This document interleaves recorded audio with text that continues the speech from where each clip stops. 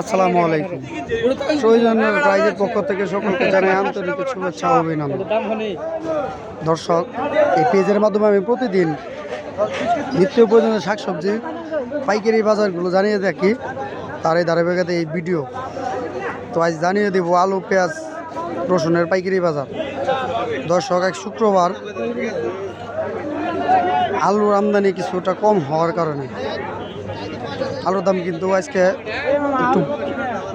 একটু বেশি মনে হচ্ছে। এই আলু, সাদা আলুর পাইকারি বাজার আজকে হলো 17 টাকা 18 টাকা কেজি। তারপর যদি দেখানোর চেষ্টা করি লাল আলুর পাইকারি বাজারে আজকে আদোয়া আলু 16 টাকা 17 টাকা কেজি। করলার পাইকারি বাজার আজকে 42 টাকা কেজি।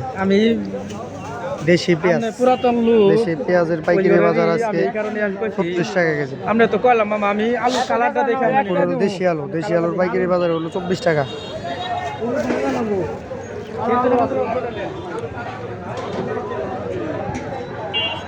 দর্শক, দেখতে পাচ্ছেন সুন্দর কারেন্ট মরিচ, যার পাইকারি বাজার আজকে 30 টাকা কেজি।